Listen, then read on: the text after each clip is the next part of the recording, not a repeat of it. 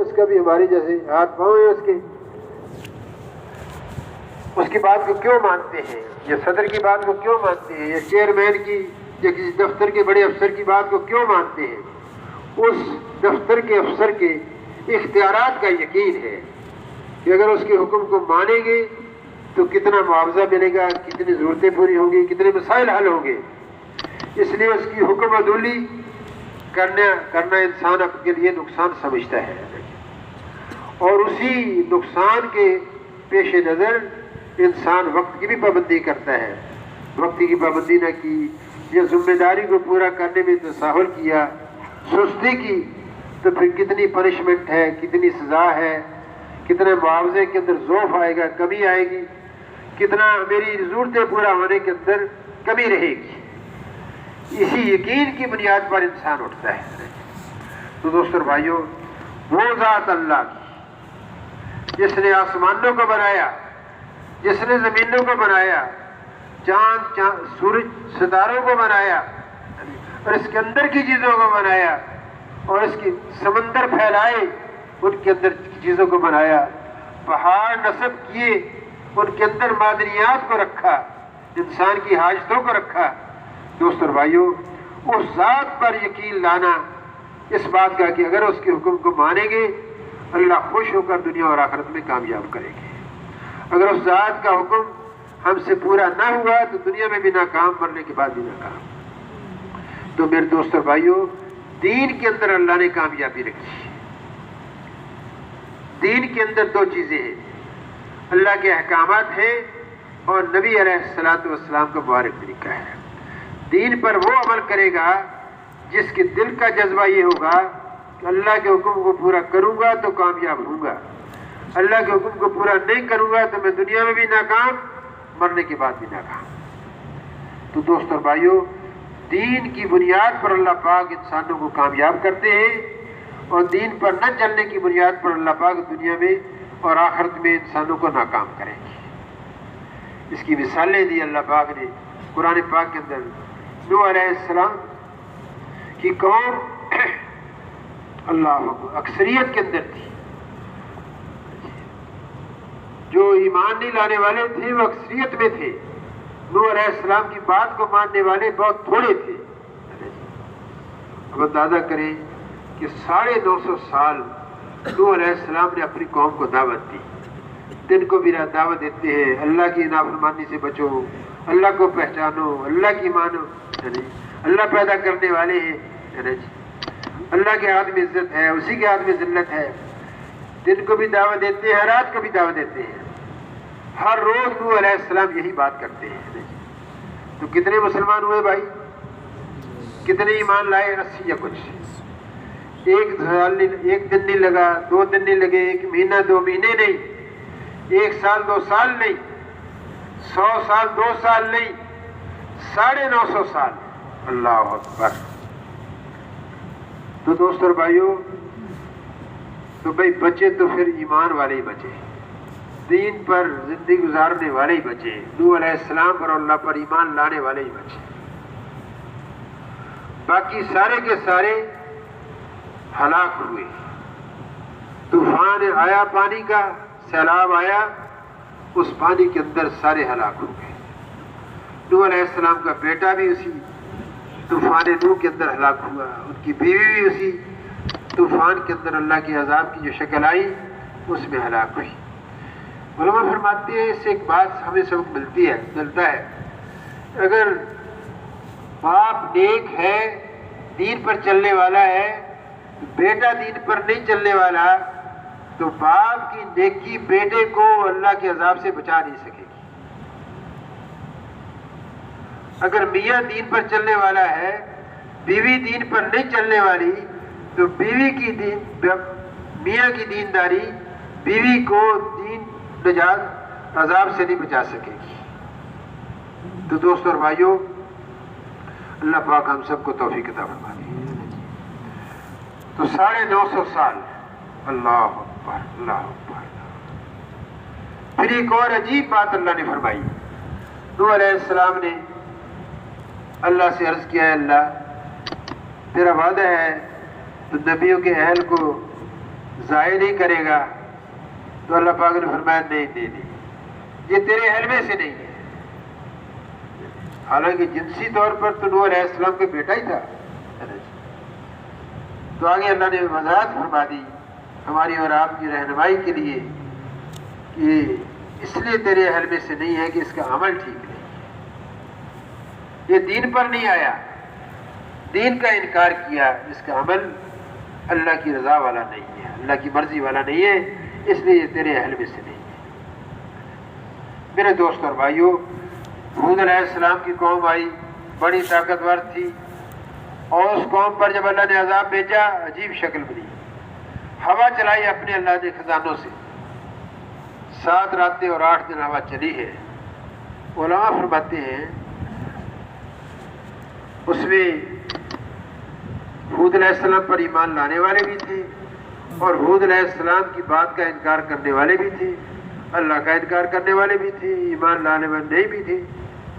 ہوا جو دیندار لوگ تھے، جو دین پر چلنے کا عزم کیا، ہود علیہ السلام پر ایمان لائے، ان کو ہوا بچا رہی ہے، باقیوں کو اٹھا کر پھینک رہی ہے۔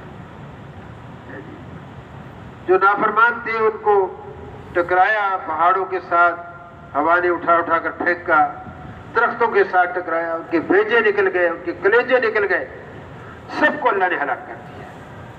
اب ہوا دین والوں کو بچا رہی ہے، ان کو ہلاک کری دوسروں کو۔ تو دوستوں اور بھائیوں، سارے انبیاء علیہ السلام جن کا تذکرہ قرآن پاک کے اندر آیا ہے، ان کی زندگی کا خلاصہ یہ ہے کہ بچے صرف ایمان والے، دین پر چلنے والے بچتے تھے، باقی سب کو اللہ پاک اس دنیا کی ہستی سے، اس دنیا کے اندر سے اللہ پاک ان کو ختم کر دیتے تھے۔ اللہ اکبر۔ مولانا محمد احمد صاحب رحمۃ اللہ علیہ فرمایا کرتے تھے، زیادہ انبیاء علیہ السلام دینی بگڑی ہوئی قوموں کی طرف آئے۔ جو مسلمان قومیں بگڑی ہوئی تھی، نبی کے جانے کے بعد ایمان میں ذوف، عمل میں ذوف، نہ احکامات کی پابندی، نہ جن چیزوں سے منع کیا ہے ان سے بچنے کی پرہیز، ان کے اندر پھر اللہ پاک اور نبی بھیجتے تھے۔ اس لیے آدم علیہ السلام کو، نوح علیہ السلام کو آدم ثانی بھی کہا جاتا ہے کہ وہی 80-82 لوگوں سے پھر باقی ساری انسانی نسل چلی ہے۔ تو دوستوں اور بھائیوں، یہ قرآن پاک تو ہدایت کی کتاب ہے، رہنمائی کی کتاب ہے، اور سبق ہم سب کو اس سے سیکھنا چاہیے، نبیوں کے واقعات سے۔ میرے دوستوں اور بھائیوں، اللہ ہم سب کو توفیق عطا فرما دے۔ ہم دنیا کی زندگی کو اصل نہ سمجھے، یہ تو ہماری آزمائش کے لیے، یہ ہماری آزمائش کے لیے اسی بات کا یہ آزمائش ہے کہ ہمارا پالنے والا رب اللہ ہے، جو ہم نے عالم ارواح کے اندر اقرار کیا تھا۔ کیا ہم دکان سے پلنے کا یقین ہمارے دل کے اندر ہے یا اللہ کے سے پلنے کا یقین ہے؟ اس لیے حضرات کہتے ہیں کہ اسباب میں تو ہم لگیں گے، لیکن اسباب سے پلنے کا یقین باطل چیز ہے۔ لیکن پلنے والی اس دکان سے کے ذریعے سے اللہ پالتے ہیں، کھیت کے ذریعے سے پالنے والے اللہ ہیں۔ 2 دکاندار ہیں، برابر کی چیزیں ہیں اور ایک ہی ریٹ ہے دونوں چیزیں، دکانداروں کی ہر چیز کا، لیکن ایک کی دکان نفع میں جاتی ہے، دوسرے کی نقصان میں جاتی ہے۔ تو ایک دکاندار کو نفع دینے والا کون؟ اللہ ہے۔ دوسرے کو نقصان میں ڈالنے والا کون؟ اللہ ہے۔ تو دوستوں اور بھائیوں، اللہ پاک ہم سب کو توفیق عطا فرما دے۔ تو بھئی یہ دین ہماری اصل نجات کی چیز ہے۔ دین پر چلیں گے تو کامیاب ہوں گے، دین پر نہیں چلیں گے تو ناکام۔ یہ ہے معیار اللہ کا۔ آدم علیہ السلام سے لے کر قیامت تک جتنے انسان آئیں گے، یہ ہے معیار انسانوں کو کامیاب اور ناکام کرنے کا۔ اس میں مال کی کثرت یا قلت کا کوئی مسئلہ نہیں، چیزوں کی کثرت یا قلت کا کوئی مسئلہ نہیں، جمہور ہمارے ساتھ ہے یا مخالف ہے اس کا کوئی مسئلہ نہیں۔ غریب دین پر چلے گا وہ کامیاب ہوگا، امیر دین پر چلے گا وہ کامیاب ہوگا، بادشاہ دین پر چلے گا وہ کامیاب ہوگا، اور میرے دوستو رعایا دین پر چلے گی وہ کامیاب ہوگی۔ دین ہے دنیا اور آخرت کے اندر کامیابی کا ضامن ہے۔ تو میرے بھائی اور دوستو، اللہ رب العزت نے ہمیں اور آپ کو بہت پیارا دین دیا ہے۔ کسی شخص کو دین پر چلنے کے لیے اپنی حالت کو بدلنا نہیں پڑتا، امیر کو غریب نہیں ہونا پڑتا اور غریب کو امیر نہیں ہونا پڑتا، مقیم کو مسافر اور مسافر کو مقیم نہیں ہونا پڑتا، بیمار کو تندرست اور تندرست کو بیمار نہیں ہونا پڑتا، تاجر کو مزدور اور مزدور کو تاجر نہیں بننا پڑتا، کھیتی باڑی کرنے والے کو اور کسی اور مشقت کے اندر جانے کی ضرورت نہیں ہے۔ جس شعبے کے اندر انسان چل رہا ہے اسی شعبے کے اندر اللہ کے احکامات کو معلوم کرے اور اس کے اندر حضور صلی اللہ علیہ وسلم کے طریقے کو معلوم کرے۔ یہ ہے زندگی گزارنے کا وہ مبارک طریقہ جس میں اللہ کا حکم ہے اور نبی علیہ الصلوۃ والسلام کا طریقہ ہے۔ ہم اور آپ ہیں جناب رسول اللہ صلی اللہ علیہ وسلم کی امت۔ اللہ رب العزت نے حضور صلی اللہ علیہ وسلم پر انبیاء کا دنیا کے اندر مبعوث فرمانا اللہ نے ختم فرما دیا ہے، لیکن دین کی محنت پہلے انبیاء علیہ الصلوۃ والسلام کرتے تھے۔ دین کی محنت کو اللہ نے ختم نہیں فرمایا۔ انبیاء علیہ الصلوۃ والسلام کی آمد دنیا میں اللہ نے بند فرمائی، لیکن دین کی محنت جو پہلے انبیاء علیہ الصلوۃ والسلام سے اللہ لیتے تھے اس محنت کو کرنا، جیسے میں نے شروع میں عرض کیا کہ دنیا محنتوں کا میدان ہے، کسی نہ کسی محنت کو اختیار انسان کرتا ہے، تو اللہ نے وہ مبارک محنت جس سے انسانوں کا رجوع اللہ کی ذات کی طرف ہوتا ہے، اللہ کی مان کر چلنے والے بنتے ہیں، اللہ کی نافرمانی سے بچنے والے بنتے ہیں، آخرت کی تیاری کر کے جانے والے بنتے ہیں، اس محنت کو کرنا اللہ نے موقوف نہیں فرمایا۔ نبیوں کے دنیا سے کے اندر مبعوث ہونے کا ختم کر فرما کر اللہ نے امت مسلمان کو وہ ذمہ داری عطا فرما دی۔ ہم جتنے مسلمان ہیں دنیا کے اندر، آپ صلی اللہ علیہ وسلم پر ایمان لانے والے، آپ کا کلمہ لا الہ الا اللہ محمد الرسول اللہ پڑھنے والے، ہم سب کے ذمے اللہ نے وہ کام لگایا جو پہلے انبیاء علیہ الصلوۃ والسلام سے اللہ کام لیتے تھے، بلکہ جس کام کو جناب رسول اللہ صلی اللہ علیہ وسلم اور آپ کی صحابہ کی مبارک جماعت آپ کی زندگی مبارکہ کے اندر اور آپ کی زندگی مبارکہ کے بعد جس محنت کو کر کے گئی، اس محنت کو کرنا آج کے مسلمانوں کی ذمہ داری ہے۔ تو میرے دوست اور بھائیوں، اس محنت کے کرنے کے لیے ہم اور آپ سارے کے سارے اس میدان کے اندر جمع ہوئے ہیں۔ ہم اس محنت کے سیکھنے والے ہیں، ہم اس محنت کے سیکھے ہوئے نہیں ہیں، سیکھنے والے ہیں۔ اس محنت کے اندر سب سے پہلے تو بات دعوت ہی ہے، اللہ کی ذات و صفات کا تذکرہ کرنا، جنت دوزخ کا تذکرہ کرنا، قبر کے حال کا تذکرہ کرنا، انبیاء علیہ الصلوۃ والسلام کے واقعات کو سننا، اپنی حاجت سمجھ کر نبیوں کے واقعات کو سننا، اپنے لیے سبق حاصل کرنا۔ تو دوست اور بھائیو، جتنا ہم اور آپ اپنے آپ کو دعوت کے ماحول میں چلائیں گے، اس کی شکلیں ہمارے پاس اللہ نے رکھی ہیں۔ اللہ کے راستے میں نکل کر 4 مہینے لگا کر اس محنت کو سیکھا جاتا ہے، پھر مقام پر آ کر عمومی گشتیں ہیں، جس میں مقامی گشت بھی ہے، بیرونی گشت بھی ہے، روزانہ کی 2.5-3 گھنٹے نکال کر گھر گھر فرد کی دعوت دینا، اللہ کی تابعداری کی طرف متوجہ کرنا، جنت والے گھر کی طرف دعوت دینا، اور پھر عمل سے زندگی بنتی ہے۔ نیک اعمال کی بنیاد پر، دینی اعمال کی بنیاد پر اللہ دنیا میں بھی کامیاب کریں گے، مرنے کے بعد بھی کامیاب کریں گے۔ تعلیم کے حلقے لگانا ایک محنت کی شکل بنانا ہے، اس کو سیکھا جاتا ہے اور مقام پر آ کر اس محنت کو کیا جاتا ہے۔ تو دوست اور بھائیو، پہلی بات اس میں اپنے ایمان کی ہے کہ ایمان بنتا ہے جب آدمی دعوت کے ماحول میں جاتا ہے اور صبح سے لے کر شام تک کبھی بیان ہوتا ہے اور کبھی سیکھنے سکھانے کی فضا بنتی ہے، کبھی تعلیم کا حلقہ لگتا ہے، پھر تعلیم میں پھر نمازوں کا وقت آتا ہے، نمازوں کو پڑھا جاتا ہے۔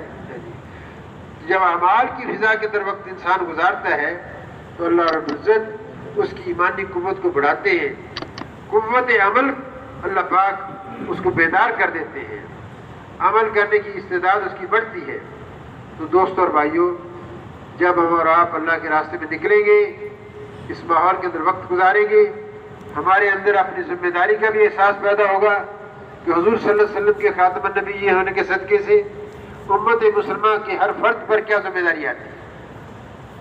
تو دوستو اور بھائیوں، اس میں ایمان کے بعد جو عملی چیز طور پر جو چیز دعوت کے بعد جو چیز فرض ہوئی ہے وہ نماز ہے۔ نماز میں دونوں چیزوں کی ہمارے لیے رہنمائی ہوتی ہے۔ نماز میں ایک اللہ کا حکم ہے اور دوسرا نبی علیہ السلام کا طریقہ اور ترتیب ہے۔ ایسے جیسے نماز کے اندر فرائض بھی ہیں، واجبات بھی ہیں، سنتیں بھی ہیں، مستحبات بھی ہیں، مکروہات بھی ہیں، مستحبات بھی ہیں، ان ساری چیزوں کو سیکھنا۔ نماز اللہ کا حکم ہے، اللہ کا حکم سمجھ کر جب اذان ہو جائے تو نماز کے لیے آنا، سارے آداب کی، پہلے کی اور درمیان کی ساری کی رعایت رکھ کر کس کے طریقے پڑھیں گے؟ حضور صلی اللہ علیہ وسلم کے طریقے پر پڑھیں گے۔ نماز کہتے ہیں جس نے نماز کو قائم کیا اس نے دین کو قائم کیا، جس نے نماز کو ضائع کر دیا اس نے دین کو ضائع کر دیا۔ تو نماز دین کے اندر سب سے پہلے ایمانیات ہیں اور پھر عبادات ہیں۔ سب سے پہلے ایمانیات ہے، ایمان کو سیکھنا، ہم اللہ پر ایمان لائے،